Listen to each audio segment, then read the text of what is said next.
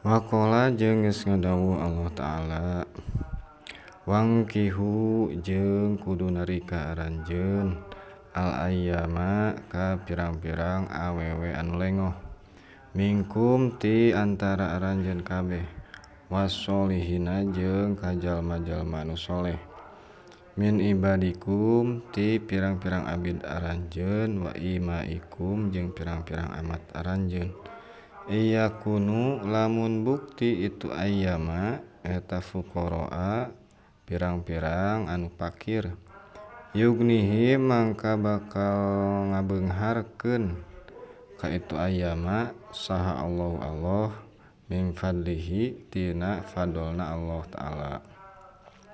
Al-ayah hari ieu eta ayat. Saterasna Allah ngadawuh atanapi tina Al-Qur'an wangkihu jeung kudu karawin aranjeun kabeh teh ka kasaha khususna ka lalaki ieu ka lalakinya al-ayyama ka pirang-pirang awewe anu lengoh.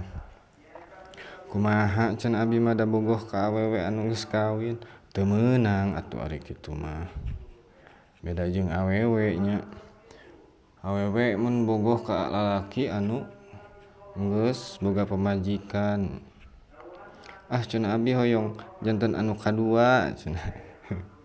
Nyaha ari mampuheun mah. Kitu ngan leuwih alus lah kanu lengoh deui kitu.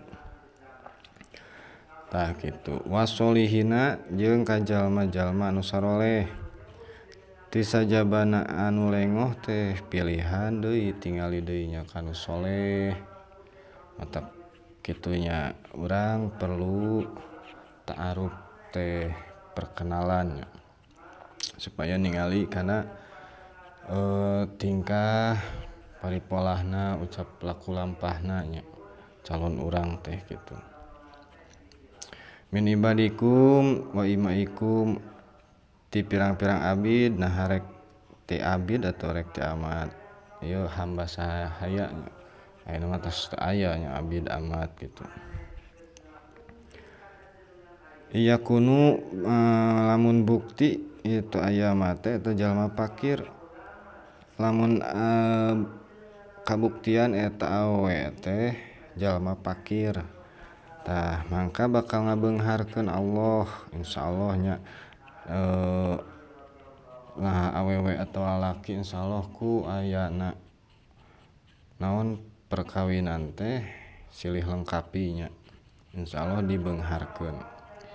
Nah beunghar dohir atawa beunghar batin.